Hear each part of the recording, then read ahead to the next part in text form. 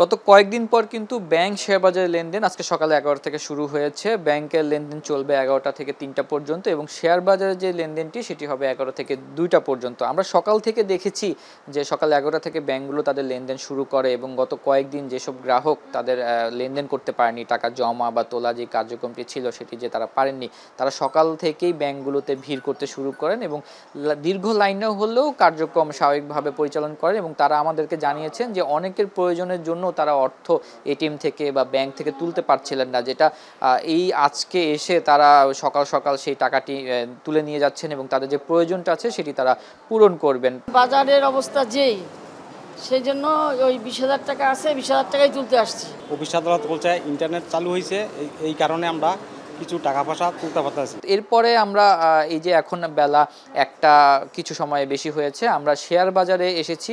Share বাজারে যে আজকে সকাল থেকে লেনদেন চলছে, আমরা দেখেছি গত সপ্তাহে যখন সর্বশেষ লেনদেনের দিন ছিল সেদিনও কিন্তু একটি পতনের ধারাবাহিকতা অবস্থান করছিল। তো সেই জায়গা থেকে আজকে এই এতদিন পরে যখন শেয়ার বাজার খুললো, তখন এখানে যে বিনিয়োগকারীরা রয়েছেন বা প্রতিষ্ঠানগুলো রয়েছে তারা কিন্তু একটি প্রত্যাশা করছিল যে বাজারের ঊর্ধ্বমুখী দেখা যাবে, সেখানে সেই প্রতিফলনটা কিন্তু আমরা দেখতে পারিনি। আমরা সকাল থেকে এই পর্যন্ত সর্বশেষ 101টা নাগাদ আমরা দেখেছি আজকে সকাল থেকেই যে নিম্নমুখী প্রবণতা ছিল সেটি তো ছিলই, সর্বশেষ 105 পয়েন্ট পর্যন্ত কিন্তু ঢাকা স্টক এক্সচেঞ্জের যেই প্রধান সূচক আছে সেটি কিন্তু পতন হয়েছে। 6 দিন বন্ধ ছিল, 6 দিন পরে মার্কেট ভালো হওয়ার চিন্তা ভাবনা করে আমরা আসছি সবাই এই প্রত্যাশায়, কিন্তু এখন এসে দেখি মার্কেট 100 পয়েন্ট নাই। হয়তো ভালো হবে এই আশা নিয়েই তো সবাই থাকে, কিন্তু এখন দেখি যে আরও খারাপ।